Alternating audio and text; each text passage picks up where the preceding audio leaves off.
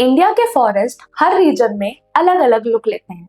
कहीं हरे भरे evergreen forest है तो कहीं सूखे कांटेदार थॉर्न फॉरेस्ट है। Hello everyone, I am Preeti Shukla and welcome back to फ्यूक्यू एजुकेशन। इस चैप्टर में हमने पिछले सेगमेंट में पढ़ लिया था कि कैसे बायोडाइवर्सिटी होती है और किस तरह के कंजर्वेशन मेथड्स होते हैं। हमने ये भी देखा था कि कंजर्वेशन मेथड में हमने वाइल्ड लाइफ एक्ट को लाया था इंडिया में, जिससे कि हमारे रिच बायोडाइवर्सिटी को सेव किया जा सके, प्रिजर्व किया जा सके, कंजर्व किया जा सके, राइट। इस चैप्टर में हम इस वाले टॉपिक में अब ये पढ़ेंगे कि types of distribution of forest कैसे हैं और हमारे पास वाइल्ड लाइफ रिसोर्सेज क्या हैं, right. So let us start करने से पहले एक गौतम बुद्ध जी के द्वारा दिया गया एक कोट है जो कि हमारे रिच बायोडाइवर्सिटी को डिनोट करता है। The tree is the peculiar organism of unlimited kindness. ठीक है, ये ट्री को क्या डिनोट कर रहे हैं? अनलिमिटेड काइंडनेस डिनोट कर रहे हैं। And benevolence and makes no demand for its sustenance. ठीक है, ट्री इस तरह का काइंड है, हमने हमेशा से पढ़ा भी है, सुना भी होगा कहीं ना कहीं कि पेड़ सबसे काइंड चीज है, पेड़ धरती पे सबसे काइंड चीज है। क्यों? क्योंकि वो स्टैंड टॉल खड़ी होती है। उसके बाद क्या होता है? अल्टीमेट काइंडनेस के साथ, बेनेवोलेंस के साथ कभी भी डिमांड नहीं करती, वो सिर्फ देती है। ठीक है, वो फल देती है, छाया देती है, हवा देती है, राइट। सो अल्टीमेट अनलिमिटेड काइंडनेस के साथ सस्टेनेंस प्रमोट करती है, ठीक है, डिमांड नहीं करती। And x tends generously the product of its life activity, जो उसकी लाइफ का हिस्सा है उस चीज को एज अ प्रोडक्ट वो दूसरों को देती है, राइट। जैसे फल उसकी लाइफ का हिस्सा है, पेड़ पत्ते उसकी लाइफ का हिस्सा है, राइट, और हवा उसकी लाइफ का हिस्सा है, राइट। वो सब चीजें हमारी लाइफ को सस्टेन करने के लिए देती है, ठीक है। It affords protection to all beings and offer shade even to the X-Men who destroys it, right? In fact, ये देखो, शेड किसको देती है? अगर कोई इंसान इसको काटने जा रहा है तो जब वो काट रहा है ना, उस पे भी उसको छाया मिल रही है, शेड मिल रहा है, राइट। और जब वो एक्समैन काट के उस पेड़ को लेके चला जाएगा, तब वो उससे अपना घर बनाएगा, फर्नीचर बनाएगा, जो भी बनाएगा, तो शेड ही तो दे रही है, राइट। तो जब वो खत्म हो जाती है, पेड़ जब कट के खत्म हो जाता है, राइट, तो उस खत्म होने के बाद भी क्या हो रहा है? वो लाइफ को सस्टेन कर रही है। कौन? पेड़, okay, the forest, okay. So this is given by Gautam Buddha, okay. So this is the importance of the forest, this is the importance of the tree. ये आपके एनसीईआरटी में सबसे लास्ट में, इस चैप्टर के एंडिंग में ये कोट दिया है, ओके।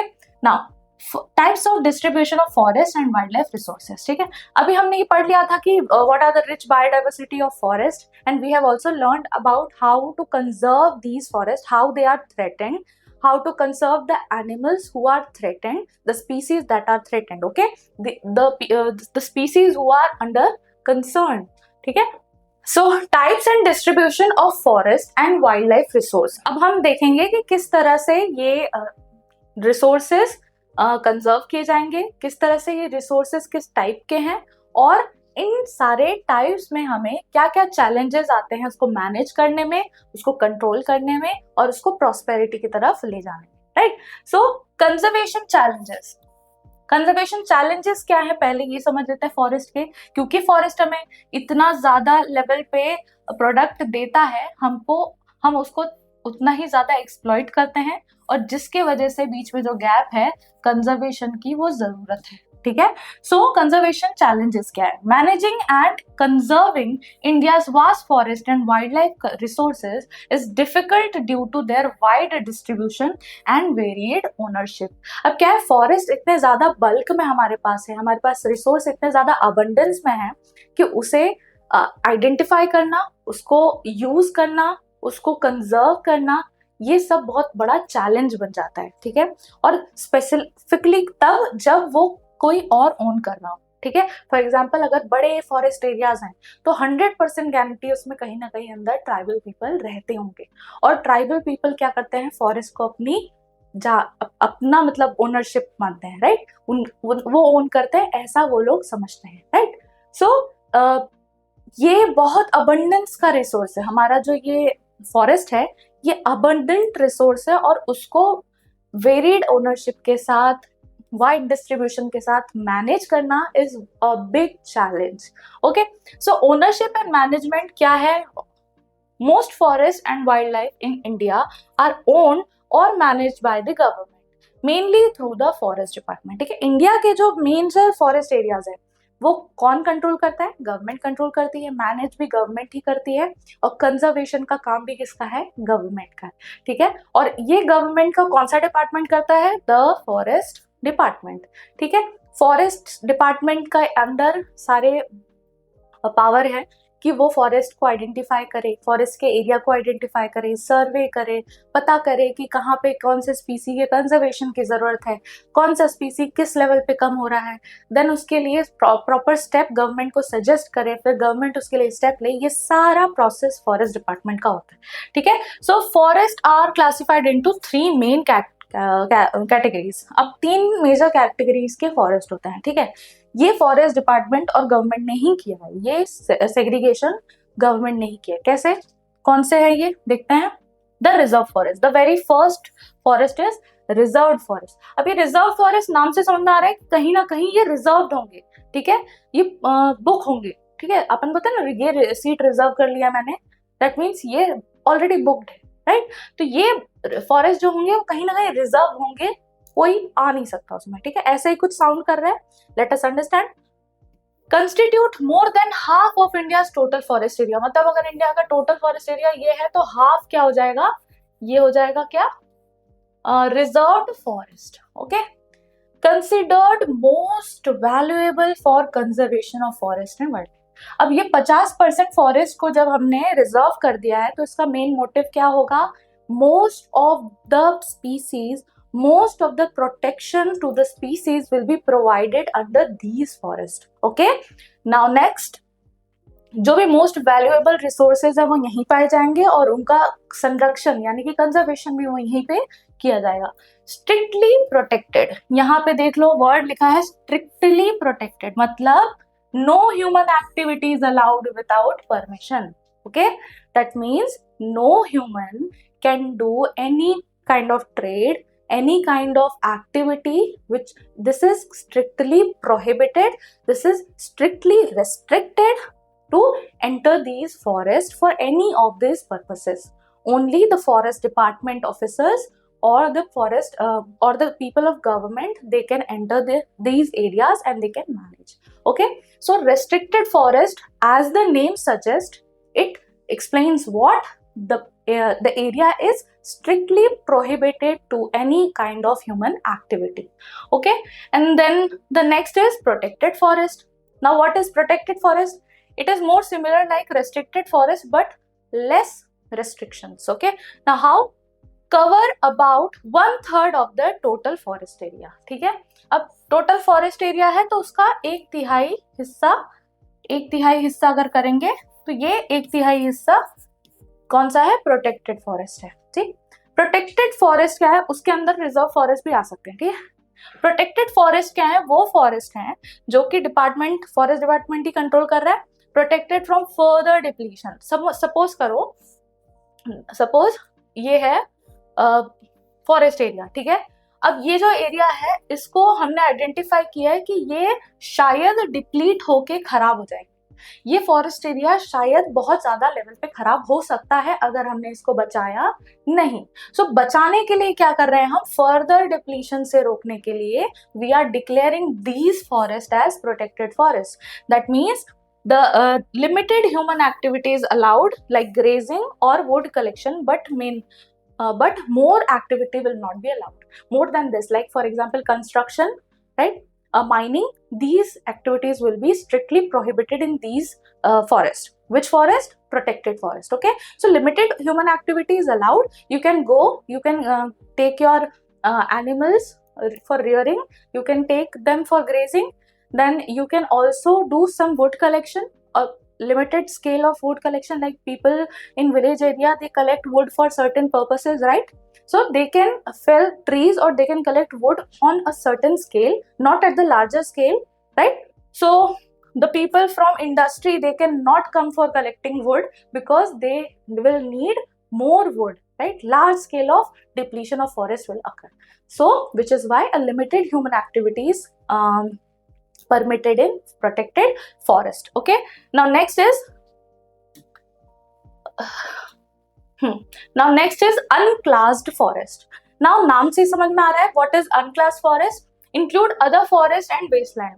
जो भी फॉरेस्ट बचे हैं, जो प्रोटेक्टेड और रेस्ट्रिक्टेड के बाद जो फॉरेस्ट बच गए, ठीक है, उस फॉरेस्ट का क्या होगा, उन फॉरेस्ट को और वेस्टलैंड को जब हम मर्ज करेंगे तब हमारा आ जाएगा अनक्लास फॉरेस्ट अंडर रिजर्व और प्रोटेक्टेड कैटेगरीज. अब जो रिजर्व कैटेगरी और प्रोटेक्टेड कैटेगरीज में नहीं है, जो बाकी चीजें बच जा रही हैं, छोटे मोटे जंगल आप अपन आसपास भी कभी देख लेते हैं.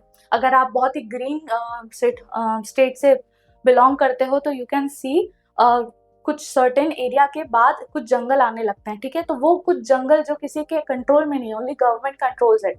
ओके, तो वो गवर्नमेंट के नॉर्मल लैंड्स क्या हो जाएंगी, अनक्लास्ड फॉरेस्ट में आ जाएंगी, जहां पे कोई एज सच स्पीसी नहीं है जिसको हमें प्रोटेक्ट करना है, बट दे एग्जिस्ट. ओके, मतलब वहां पे ये पेड़ पौधे जंगल हैं जो कि एग्जिस्ट कर रहे हैं, वहां पे कोई ऐसी खास स्पीसी नहीं है, राइट. हमको उसको प्रोटेक्ट नहीं करना है, वो अपने सस्टेनेबिलिटी में, बट दे आर अनक्लास फॉरेस्ट. ठीक है, उस पर आप कोई भी जा सकता है, आ सकता है. गवर्नमेंट है, गवर्नमेंट ओन्ड है, लेकिन प्राइवेट इंडिविजुअल भी ओन करते हैं, कुछ कम्युनिटीज भी ओन करती हैं. ठीक है, और यहाँ पे आप आ जा सकते हो, कोई दिक्कत नहीं है. जैसे पब्लिक रोड पे आप जा सकते हो, वैसे इन जंगलों में भी आप जा सकते हो, लेकिन अपने रिस्क पे, क्योंकि वहां पे भी जंगली जानवर तो होते ही हैं. ठीक है, क्लियर. तो ये then permanent forest estates, reserved and protected forest together form a permanent forest estate maintained for timber production, forest produce, protective purposes. ये कुछ देखो, अब ये जो permanent forest है, परमानेंट फॉरेस्ट एस्टेट, ये क्या है, रिजर्व फॉरेस्ट और प्रोटेक्टेड फॉरेस्ट को कंबाइन कर दिया और बोला है कि भाई ये परमानेंट फॉरेस्ट है. अब परमानेंट फॉरेस्ट का मतलब यानी कि गवर्नमेंट जो रिजर्व कर रही है या प्रोटेक्ट कर रही है, वो इस तरह से प्रोटेक्ट करती है कि गवर्नमेंट का भी काम हो जाए और जो सेव करने का काम है, कंजर्व करने का काम है, वो भी कंटिन्यूसली होता रहे. ठीक है, सो उसके लिए टिम्बर प्रोडक्शन के लिए भी अपन एरिया को रिजर्व या प्रोटेक्टेड कर देते हैं. फॉर एग्जाम्पल, ये एरिया है, ये बहुत ही अच्छा एरिया है, यहाँ पे स्पीसीज का कंजर्वेशन की जरूरत तो है ही, लेकिन ये लैंड बहुत अच्छा है टिम्बर प्रोडक्शन के लिए.